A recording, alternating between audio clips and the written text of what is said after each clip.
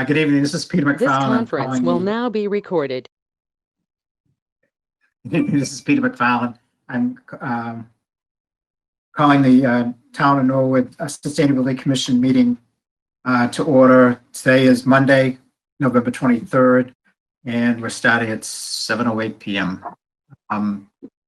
First business, I guess, we'll shout out to everybody here. It's we have Brian Dunn, Heather Miller, Dave Ruggiero, and Gory. Are you? Can't see you, but you're there, I guess. And the guest is Jen Maltese.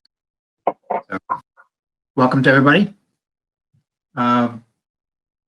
So the as far as the first order to take care of is well, how we want to handle either replacing John Apria or just reducing the number of members down to 8. So I don't know what anybody's feelings are about this. We have it open. We can, if we want to have them replaced, we just have to let Joe Collins know, and he'll advertise at the opening. And as far as that goes, so I don't know what's everybody else's feelings on it. I think if there is someone interested, it'd be great to bring someone else on to the commission. But I think, I think we could survive with fewer members, but if someone wanted to join, that would be great too. Okay, maybe a thought would be to have it advertised for a couple of weeks and see what we get for a response. If not, then maybe probably in January we'll decide. You know, if we have enough information by December, we can get it, talk about it. If not, we can decide to just downsize the committee in January as far as that goes. So I'll tell Joe to advertise it, and then we'll see how it goes from there. As far as that goes. It's gonna be tough. It's gonna be coming, not that it's gonna be tough, but a lot of the plan has been not drafted, but coming in basically midstream. So, okay. Anybody else? Any thoughts? If you want, that's what I'll just tell Joe to advertise it and see what we get for a response. Yeah, I'm in favor. I mean, John had a lot of good connections. We could get someone that wasn't as involved, maybe less involved. They could spend more time on this commission, but I'm in favor of replacing it. Okay. Brian, you too? Yeah, and I mean, the only other thing I would add, it'd be interesting to see how many people are interested, because I know I heard like 3 or 4 months ago there was some members possibly on this that were wondering like how long, like if they wanted to transition out, like what the commitments were. So if there are other people available, that maybe is something to put out to the group on, like, okay, if you feel like your time is through, or if you want to step down, there's other people who are interested. Just, I think, to keep the momentum or energy going. So it'd just be interesting to see who's out there and who's interested. Yeah.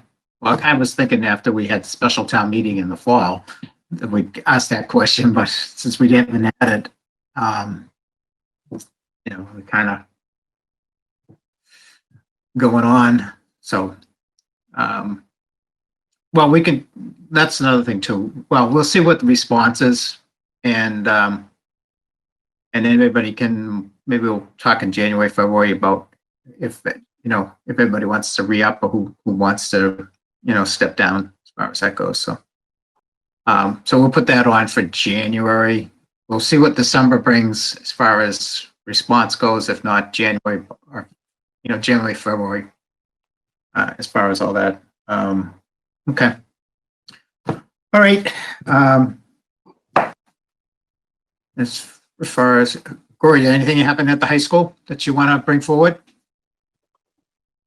This year we're just trying to stay within the high school community. We're just since there's COVID, and we don't want to expand out and increase the chances of getting the virus. So we're just doing virtual things, just like fundraisers and stuff.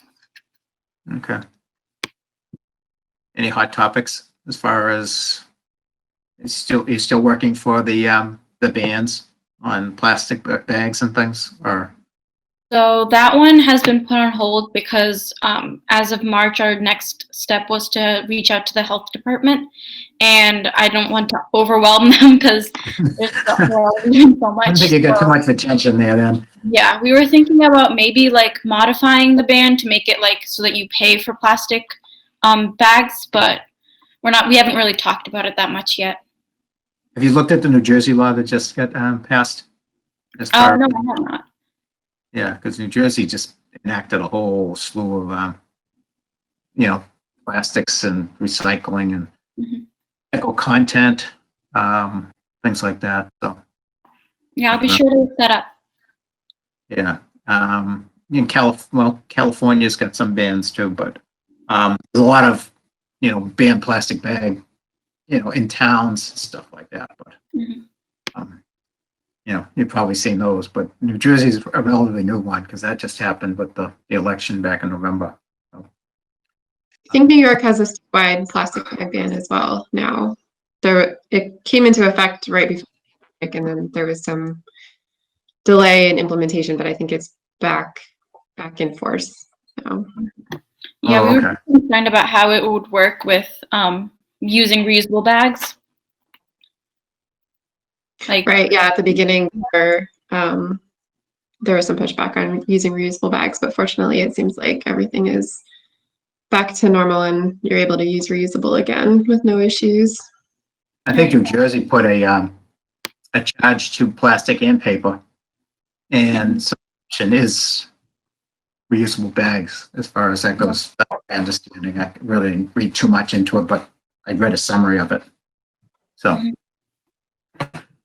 as far as that goes, so as far as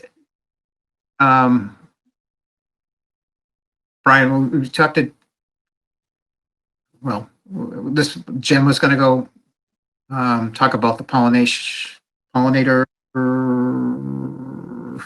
What was it? Yeah, becoming a pollinator town. So yeah, yeah, I'll let Jen do the talking in a second, but so she and I connected a little bit while ago as far as the education and outreach portion on some ideas that we could do hopefully when COVID is lifted and people can kind of interact a little more. And Jen wrote up a proposal for becoming a pollinator town and what that would look like. And actually, Gary, is something that the high school could get involved with as well. Ideally, if everything is going well, it would be something that would be launched on Earth Day this year in 2021 in April. But I'll let Jen explain it and then we can have questions and she'll kind of work her proposal a little bit based on our feedback and then we'll go from there. Yeah, so sorry, my camera is not working for some reason, so hopefully you can hear me at least. Yep. But, Yeah. okay. But my thought was to try to work with the community to create a pollinator city. So Bee City USA does certification for towns, universities, based on sort of pollinator habitat that they've created, education and outreach. And so my thought had been launching on Earth Day, but that kind of sending out a survey to people in the town and see sort of what their knowledge is on the insect crisis and pollinators, sort of what kind of gardening they might have done this year that they didn't do last year, or just kind of get a baseline for what people know and kind of how they feel about the topic. And then trying on Earth Day to kind of kick off pollinator project. We were thinking, depending obviously on COVID, if we can't do something in person, having like a planting table so kids can plant a pollinator plant in a recycled container, bring that home, and then that can kind of start the project. And then tying in with the One New Thing campaign that you guys were trying to launch, I figured we could try to do, like in May, One New Thing would be No Mow May. So encouraging people not to mow their lawn, to provide food sources for pollinators in the early spring. And then we could have people send in pictures of their messy lawns with the hashtag. And then, ugliest lawn could win a pollinator prize pack, or pollinator plants, things like that. And then in the summer, trying to get people to plant, even if they just have a patio. There's studies have shown that just small patches of pollinators help pollinator plants help to increase bees in the area. So really trying to get people to do either big gardens if they can, patio gardens, and then working with some of the local businesses. If they have a tiny little patch of grass out front, can we plant some pollinator plants? And depending on what space we have available, trying to do some community planting days, getting people out and really putting some plants out, and then trying to do some education along with it on natural ways of reducing pests, so you're not spraying pesticides on your lawn, and really kind of getting people to kind of learn the importance of it.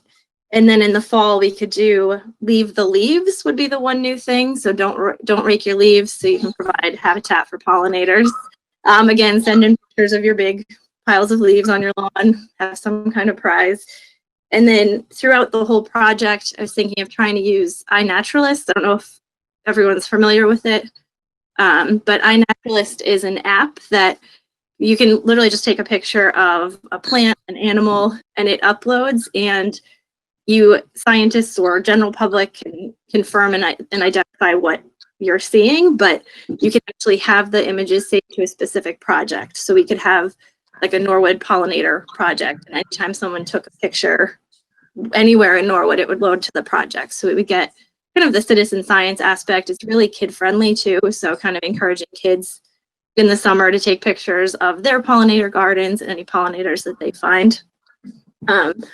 And then, in the winter, kind of checking in with people again, seeing kind of what they learned, what they'll continue next year, and going from there. And then depending on sort of how the city feels, it's about $300 for the certification for Bee City for a population our size. And then we would just have to kind of maintain that every year. So some of the requirements are just having a committee to help advocate for pollinators and hosting pollinator awareness events, which should be fairly easy to kind of maintain. Thank you, Jen. Just a quick question to get certified or whatever originally. Is it the same thing? You just do like have to have a committee and then all that, or is there more initially and then to maintain is just those other aspects? So you have to, the main one is creating pollinator friendly habitat, but then also incorporating pollinator conscious practices into city policies and plans. So it would just be something we'd have to kind of look at sort of all of the plans and policies and see where we could incorporate pollinator friendly sort of practices. Okay, yeah, so I think when I brought it up last time, we were saying, so we're, as you know, we're putting together a like a commission or a report from this commission about like kind of goals, so that could be incorporated into there. So at some point it would be worthwhile probably for you to look at the report when we have it. At this stage it's in a draft, but like to see where it would go in or what kind of subcommittee or subpart it would go in so that it meets those criteria that you need. And then we could go from there. Okay.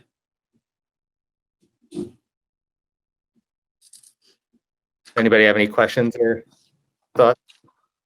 No, I agree with what you said, Brian. My feeling is just we should put it in as a in the line that I would think kind of falls more under resiliency, but as far as creating the goal would be or a strategy would be creating a pollinator, creating a pollinator friendly community habitat. I don't know exactly how we phrase it, but and then the action plans would be, as far as all the things that Jen outlined there. So as far as I would like to get it into the draft, as far as that goes, and we can move it along that way. Jen, have you reached out to anybody in the town? DPW, Mark Ryan, or anybody in that department? I have not yet, so I am trying to I kind of wanted to get the approval from everybody that this would work, and I'm putting together a proposal for my school. So I haven't reached out to anybody else, but I can definitely reach out to them. Yeah, I mean, it's some, besides us, just us, I mean, other organizations, Progress Norwood would be one. The Evening Gardeners Club, Mhm. and also, Susan Clare who handles the, Norwood Community Garden, which is up in ND Meadows. Yep. I think she was talking about it last year, but I think when COVID hit, she kind of, like everything else, we're trying to move to Plan B. So as far as all that goes. Yeah, So, and oh, sorry, Jen. So Progress Norwood knows about it, as does Susan, because we were on a call. So like, especially for the survey portion, I know, like, to try to get it out there, they'd be helpful, but they are kind of aware that you're putting together something. So when you feel like you have what you need to kind of move forward, I mean, you can reach out to them, but I can also help you with that, because they would think it's a good idea too, but so they're ready to help whenever you need it. Okay, that's great.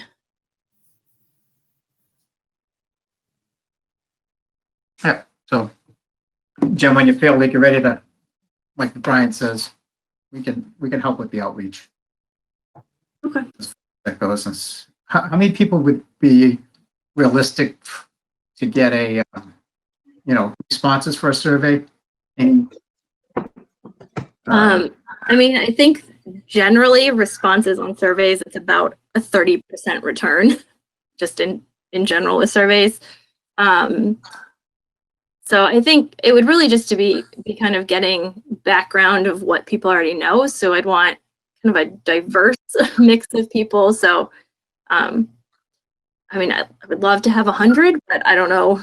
It's, hard to get people to respond to surveys without some kind of incentive. So, trying to tag something on, send it in and you could get a pollinator plant or something. So there's quite a few grants out there. So I'm looking into those to see like what we could get funding for, because I definitely would want some education component, signage at different pollinator gardens throughout town so people knew what it was. And I know one of the things that's pretty helpful is if people advertise that they're doing something, they're more likely to continue. So there are like wildlife gardens signs that you can get for different projects. So, if we could get some funding for those, and people who commit to doing pollinator gardens could have, a sign saying a pollinator friendly house or something like that. Something about if people see it on your lawn, then you feel more compelled to do it, because other people will see you if you're not. So trying to just sort of figure out what we can get funding for, especially with, trying to have pollinator plants and seeds that we can give out, and making sure they're local species. We're not bringing in invasives. Yeah. Oh, it just what brought to mind when you were talking about that. Probably your first reach out would be to Holly Jones, who's the conservation agent / environmental planner, and she's housed out of the community planning department now. I guess they're calling them. So it used to be just the planning department. No, I think it's community planning or something like that. Now it's a town hall. But Paul Hakiotis is the director. Pat Deshane's the assistant planner, and Holly Jones is a new hire. She's a environmental planner / conservation agent.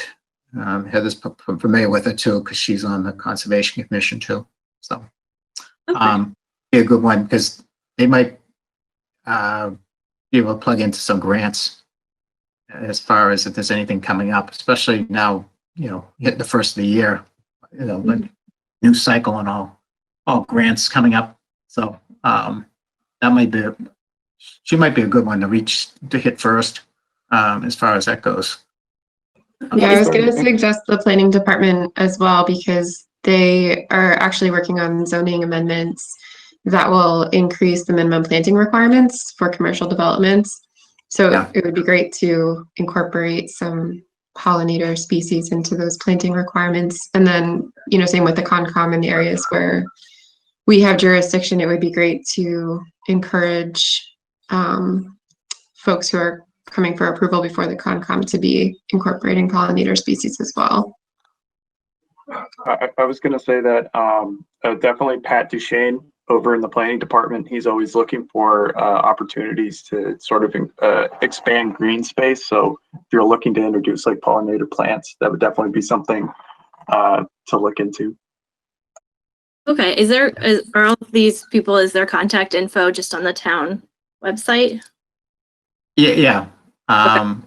Just, I don't know, Holly Jones is probably, I don't know if it's H Jones at norwoodgov.ma or ma.gov, whatever how that goes, but they're easy reaches. Pat Duchesne's email. So just drop me an email and I'll forward you over what I have. Okay, thank you. I'll just send I actually just probably send an email to Pat and say that you'll be contacting him. So as far as all that goes. Okay. And so we can get that. I don't think I have your email, Jen, so. It's literally my jen.maltese@gmail. Oh, like mine's PT McFarlane at Gmail. Okay. So it's just Jen, Yep, JEN. Jen, and no Maltese last name, just no, there's no dot in there. Did you say a dot in there? Yep. So JEN.Maltese. Okay. Gmail. Okay. We can do that. All righty. Anything else, Jen? I don't think so, unless anyone else has a question. No? All right. Oh, a question would be, is there an available list of pollinators? Plants, pollinator plants? There are, so it's done by zone. So that's one of the things too, is that a lot of people plant flowers in their garden, but they're not local. So there are different organizations that, like grants that will provide seeds for your specific area. So there's different lists depending on the zone that you're in, but it's pretty easy to access. So I can send that to you if you want. Sure, that'd be great. Jen, quick question. You were talking about disseminating a survey to try and gauge sort of the town's like knowledge on this stuff. Were you trying to do it electronically?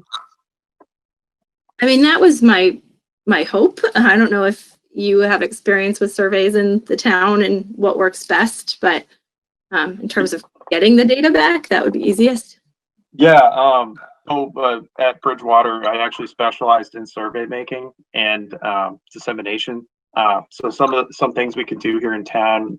So I helped Joe operate like our Facebook, Instagram, and Twitter pages, so we could disseminate it that way. Although just from past experience, electronic surveys, they tend to not get as wide of a range of responses back just from the nature of it. So it might be beneficial to get a link or QR code onto like a flyer or something and mail it out. That might be, usually paper surveys will get a higher response rate. So that might be something else to look into to get that sort of wide swath of responses. Okay, that'd be great. Thank you. Yeah, So I would it mean, one distribution list is inserts into utility bills. We did that for a couple of announcement type of things. So what Chris was just talking about, QR code, you could put an insert into the utility bill and have them open it up that way. That might get, that definitely gets you, that gets you out to, between 8,500 to 12,000 households, depending on what utility we're talking about.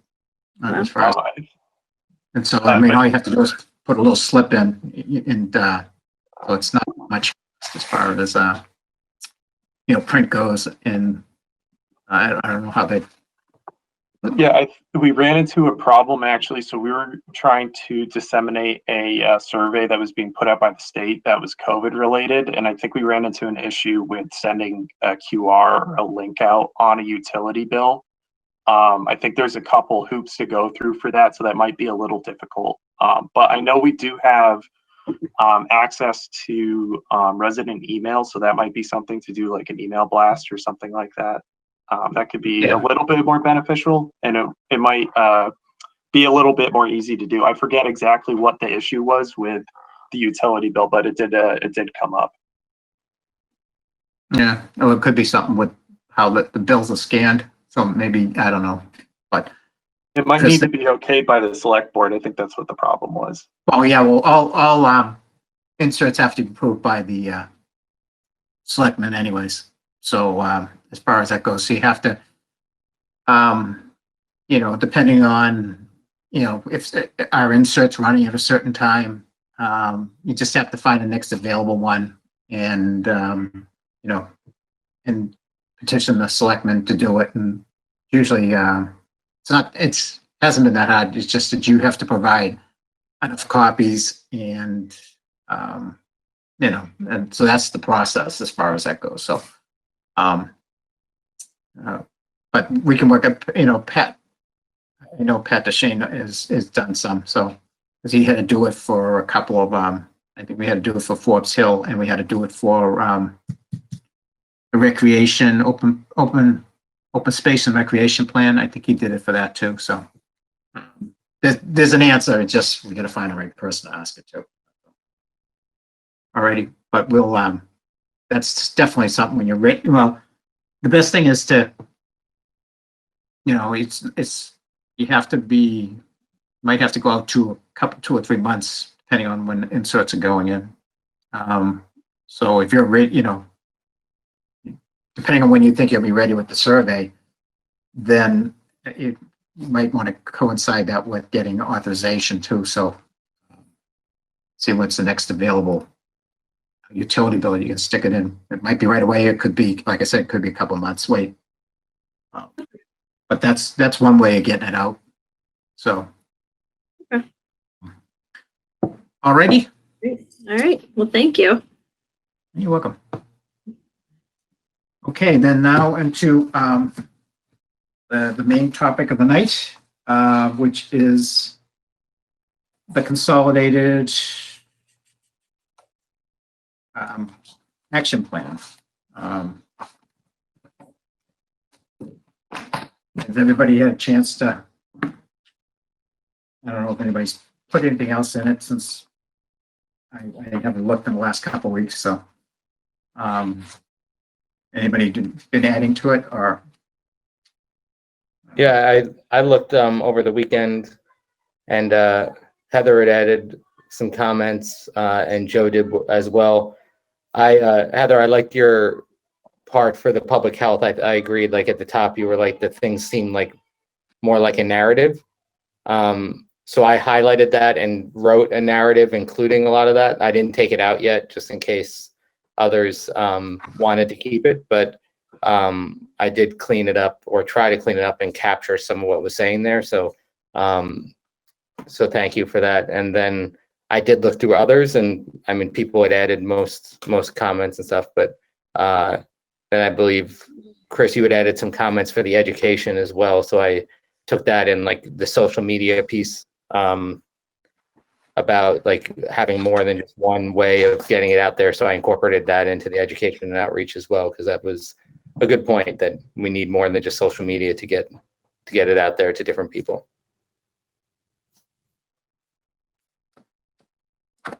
Yeah, definitely. Something I just noticed, actually, Heather, I saw your your comment regarding the parking. So Bridgewater, actually, so they have a lot of parking because it's a commuter school, and they actually had a project, I think it was about 10 years ago, and they took one of their largest parking lots and they added drainage to it. So they ended up reducing the amount of spots there, and they added like green space within it as well. And Bridgewater is on relatively flat land other than the water tower that overlooks it. So they always end up with a ton of drainage there and runoff. So it actually was pretty successful. So that's kind of where I was going with that. I actually just saw your comment. So thank you for responding to that. Yeah, no, that was a really good point. I thought that was helpful. I just wanted to make sure I was capturing it accurately. If you want to take a look at the language that I added to the strategies, that would be great. And just feel free to make any further suggestions. Yeah, you got it. But yeah, so we've done some editing in the resilience and solid waste. I think those are the two that I'm responsible for sections based on really good input. I think there's still just a handful of outstanding questions for town staff as they're doing a final review, but just kind of facts that can be inserted. I think on the resilience section, it's becoming very clear that stormwater is kind of our big issue, which makes sense given that we have a legal mandate to address it. That is rapidly approaching the deadlines. And we know it's obviously an issue here in Norwood. So that's kind of the big piece on resilience, but then there's also some language about heat islands and trees and critical infrastructure, dams. And then on solid waste, that hasn't changed too much, but Peter, you had added some facts related to food waste and the need for composting. So I incorporated those into the narrative section as well. We had already had some strategies related to composting and in targets to increase that, but added another paragraph in the narrative, just, talking about the problem of food waste and why it's a pretty avoidable problem, and any food waste that we do have needs to be composted and not being sent to landfills and incinerators. So I think those are kind of updates on those two sections.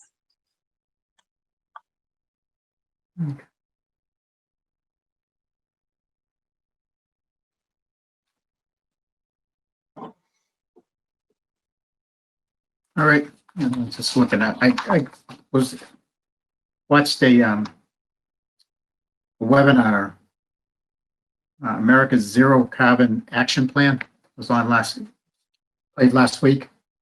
And they had Susan Collins from this, what's their organization? Container, no, I lost it. I think it's the container. No. Can't read my own notes right now.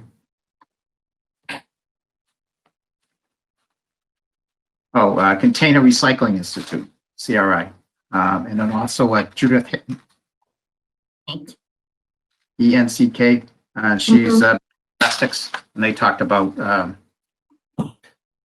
a national bottle bill on the federal level, and also pushing for, that would push the extended producer responsibility, and then put up minimal recycling content, as far as that goes, into saying that I think the statistic I got out of that was that 8% of plastics are recycled in the United States, which is pretty poor. And it's how much more recycled content goes in, how much less greenhouse gases are used. So you get that up to 25%, if you get up to 50%, if you get it up to 100% recycled content, the greenhouse gases diminished by, exponentially. So I thought that was pretty interesting as far as all that goes. I was not aware of how low the recycling rate for plastic was. But I know it's been getting out of hand because there's only 10 states that have any type of bottle bill. And there's also no incentive really for it to be recycled. There's just incentive for fossil fuel companies to keep producing more and more. Pumping it out, yeah. And especially now too with, such a glut of oil right now too. So they're trying to So pump out. we have language around supporting an expanded bottle bill and expanded producer responsibility at state level. There's not as much Norwood can do locally other than to weigh in with the legislature and say that we want the state to do it. But if there's any language around what you were just mentioning with respect to increasing the percentage of recycled content that we should add, let me know, or just Okay. go ahead. I don't know if I got the slides from that yet or not. I'll have to go check. Because I think there were a couple of slides that might be helpful as far as that goes. I'll have to go back and take a look, see what I have. I'll send that over to you. If Sounds I good. find. Thanks. Dave, anything on the energy side? Are you pretty well? With regards to the consolidation or just in general? You take both? Both? Well, I actually have been busy this past month writing annual reports for both Sharon and Norwood, for green communities. So we've got a lot of good ideas. I haven't spent a lot of time in the consolidated report or the energy section. So I can commit to that over the holiday.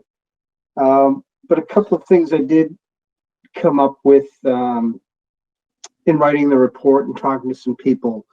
I mean, the energy section is heavy on trying to get some showcase projects up and running, demonstration projects within the town. And I have access to permitting data since the town has to report on that as part of the green communities. So I'm looking for, better than average residential projects or any solar projects. Been approached by some people in the town who are interested in pursuing residential solar. They just don't know how at this point. So from an outreach perspective and from a possible showcase project that's coming together. I've also been in touch with both the Norwood Light and National Grid, collecting data. And I put a bug in their ear about getting town-wide aggregated data. So every bill, every kilowatt hour, every therm that is billed to a Norwood zip code, can that be reported in one lump sum for the year if we're looking to reduce carbon across the town, greenhouse gas emissions? It would be nice to have all of this data available to us. And it's only two numbers. And they say, yeah, we can do it. We normally don't do it. We've never done it.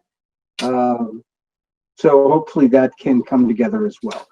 As opposed to getting thousands of bills, they just roll up one number.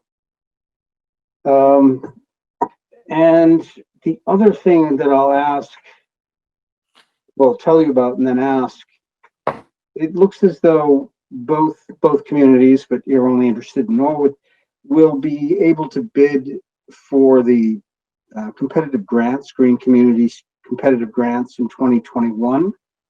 The prerequisite being that you file an annual report and spend all of your previous grant money before the end of the year.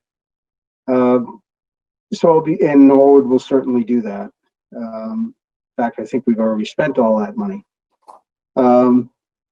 So they're looking for ideas, or I'm looking for ideas on what energy measures we might want to pursue. Again, they would be municipal, but how are they going to overlap with our agenda? EV charging stations. Do we have any in the town? Do we want one in the town hall parking lot or a municipal lot? Any public facing energy measures that you folks could think of that we could write into this grant proposal. I know there's upwards to $200,000 available I don't think we should put in $200,000 worth of EV charging stations, but so when you're thinking, when you're driving around, if you have any ideas, let me know what it is you'd like to see that the town might be able to fund in part with Green Communities money. So, and this is a process that kicks off late January. So a lot of writing and back and forth through February, and the awards are usually given out in early March. So we've got several months, but if anyone has an idea, I'd love to hear it. So Are I you just have a the question. grant, or who's writing the grant? Dave, say that again, Peter. who's writing the grant? You are, That would be me. okay. All right. Heather, did I interrupt you? I'm sorry. No, you're fine. I think we started talking at the same time. I was just wondering who is behind the materials that I've been seeing lately for like the survey for EV charging stations, and is that the light department? That is the management firm they've hired, which is Energy New England. They're out of Mansfield. I'm in touch with them periodically, but they're doing, EV charging, different EV rebates, some solar, and they were also the ones that were involved in the hydropower purchase. So. Okay, so it's a private company that the town is working with to. Correct. They administer energy efficiency programs specifically for munis. Got it. They've been, I mean, I've been in contact with them because we just bought an EV car, and they were incredibly helpful, like with the questions I had, like got back to me quick. And the one thing is, you said charging stations obviously would be helpful, because right now I think the closest, there's one over by the airport, and then there's a few listed on like at the car dealerships, which I don't know if those are public or not.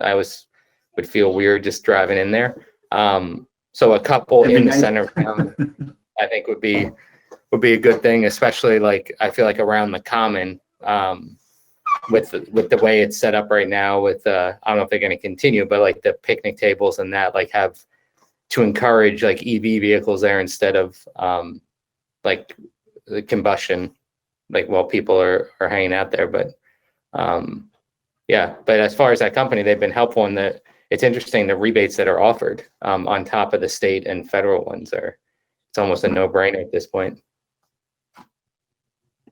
It's definitely a good marketing tool. When we briefly had an EV, we would literally drive into Dedham to go to dinner to charge the car.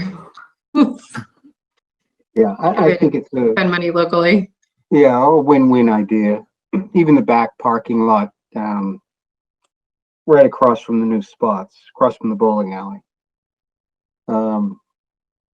That's highly visible. So there you have it. How much is it to set up one of those, a charging station? They're not much. I think like $7,500, I think. 7,500. Okay. But you can do two. Usually, it's you do it for two, right? One station can do two charges. Isn't that how it usually works? I believe so. And then there's 3 different levels of charging, so that's also like some cars only can do like a 220 volt, and then there's the level 3, which is a pretty big charge in like 30 minutes. One thing that we ran into trouble with, because we were looking to put in a charger maybe at our house, is it's hard to find an electrician who is like listed, because if you go to the materials that place sent out and that's on the state, there's nobody in this area that says they're like quote unquote certified or that they're willing to do it. I'm sure any local electrician could probably do it, but to have that information available for people would be good, to just know, like, here's a list of people in the town that are able and willing to connect. It's just a 220 volt, but put it in then at your house. Is there any electrical infrastructure that's necessary to put some of these spots in, say, like the theater lot? Does it require a lot of logistics, or could we use what's available already in terms of infrastructure, what's under the parking lot already? I don't know what's under there. I really don't know what's what the requirements are, but we have our own electric power department, and they're very capable. So they'd be thrilled to do it after they just, paved it too. Yeah, exactly. well, that's Mark Ryan. That's not no. Yeah, I know. Well, I know, but I know that this is, I mean, the Civic Center would be, a spot, even with the now vacant light department parking lot that's right at the corner of Central and Railroad. Right. That parking lot's not used for anything except at the beginning of COVID, they parked a separate fire engine over there for a while, just keep it, True. when everything was very infectious at the beginning there, and nobody knew what to do. They wanted to they separated their apparatus so they wouldn't be all, have to isolate everybody at once. Breathing on each other. On that equipment. So I would think the high school parking lot too would be another place, because I know at least at our school there's a lot more of families asking like if their kids have the car, or teachers and faculty as well. So that might be another place to look to put it. That's a good idea. Well, I know when they were doing the high school, they supposedly trenched so they could put lighting at the athletic field. So I think there's a trenched line that goes, it's at the back of the school. But I don't know if that actually happened, but I think they said they were going to drop lines in there just, future, if it ever did come, to being that they put lights there again. So I mean, I think all the schools, it's just a matter of where you can run the trunk line, get it, you have to go probably underground and surface near the parking spots, but that's probably a cost that we probably have to kind of account for someplace. Somebody's gonna, the DPW and the light department, and they will probably keep the work in house, but it's still a cost that has to be incurred someplace in somebody's budget. So. Right. Well, green communities could fund that. Yeah. All right. Yeah, you're right. So there is a source. We just have to connect the dots here, I gather. Right. As far as that goes. Only one other, question I'd have, and it's more for, Brian, you could field it, the educational subcommittee. So as I'm reporting energy savings, it's rather dry. When I'm reporting it to the state, I get to write all about MMBTUs and metric tons of carbon equivalency, numbers that I have to sit there and say, now, what exactly does that mean? So I was on the Progress Norwood Green Team call the other night and tried to throw out a few numbers on barrels of oil, trees, cars off the road. My favorite is always matches, because one wooden match is a BTU, and we saved that. What was the number, Heather? Something like 95 billion matches in energy just in Norwood in the first year of green communities. But I'd like to come up with some standard format that we could all use. I could use to report to Tony, to report to the selectmen, and we could use it, that same format for the work that we're doing. How much thought has been given to that, reporting out to the community in a user-friendly manner? It's been talked about, and something that we had talked about at the beginning, saying that we as a group, not just that committee, need to come up with that for that reason, so that it's the same. To me, the most compelling when I ever have looked at stuff and when I've taught it has been cars off the road, like the number of cars that you save or the number of driving hours. Because I feel like people have a pretty good handle on what that means, where like matches, maybe people get it, but like if you can say like that's the equivalent of keeping 30 cars home for a year, or even more, like 3,000 cars home for a year, that's the amount of greenhouse gases you're saving or that you're not putting into the atmosphere. I think people have a handle on that better, but it's definitely something I think we need to decide before we get this the report done, because I think that could be goals that we put in there. And we had talked about having some type of dashboard or whatever on the town site or whatever, that you can like keep track of how much of whatever that is, like keep track of everything that the town is doing in one metric. So I'm open to whatever people want. But we haven't decided on anything, to quickly answer your question. All right, well, we can have that conversation, because I'm grappling with it. Yeah, back, I don't know how anybody, I don't know how, the Natick report, they had a whole page about initial thinking, the key performance indicators. And then they had, broken down like total space versus developed space, and energy use and efficiency, use per unit floor area by building area and property type, which, a lot of words, but I don't know what the formula and the unit of measure is for that, but, total waste by type and property type. I mean, they had a whole list, and it wasn't that many. I'm guessing 15 as a number. So I don't know if you guys had looked at Natick at all. I don't know how I became aware of it, but I do have that report. It's just it was a short presentation of like 8 to 10 pages that went to the selectmen meeting, board of selectmen in Natick, back a couple of years ago. 2017. It's not that old. But I know we have to have, all this stuff, the goals are one thing. It's how do the measurement to figure out where we're at, what the baseline is, first baseline, and, how we measure going forward, and we know what we're achieved. So, something has to be, I'm not sure who's got the best.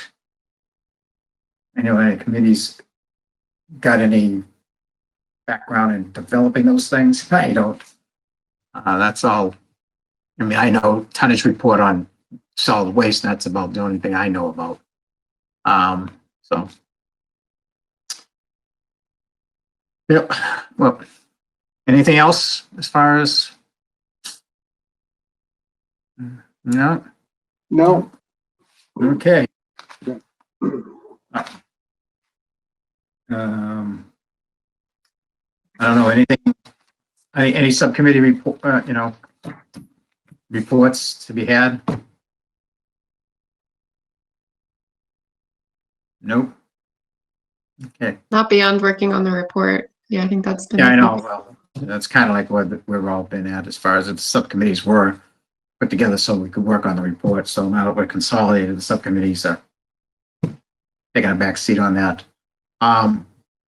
So as far as next meeting, we're into the month of December. And our third Monday of the month is the 21st, which is, I don't know if anybody's got any plans that week, but as far as that goes, I don't know if you want to meet or pick another day or I don't know. Works for me if it does for others. But Yeah, if we go anywhere, it wouldn't be until Christmas Day, so I'll be around that Monday. Okay. David? I've got no plans. I should be around. Okay. So, Rory? Anything? So as far as that goes, I don't know who's, I don't know if Emily's had her baby yet. She was due, or and end of November, as far as I understand. Yeah, it was Um, this week.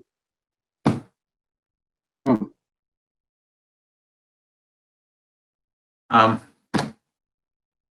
and Mark and Joe, new. So we went down one member anyways. Okay, well, we'll just put it down as, I said 21st, December 21st, next meeting. And unless anybody else has anything to add, I guess we can call it a night. Motion to adjourn? Second. All in favor? Aye. Have a Happy good one. Thanksgiving, everyone. Have a good Happy night. Thank you. Thanksgiving, everyone. Bye. Have a good night, guys.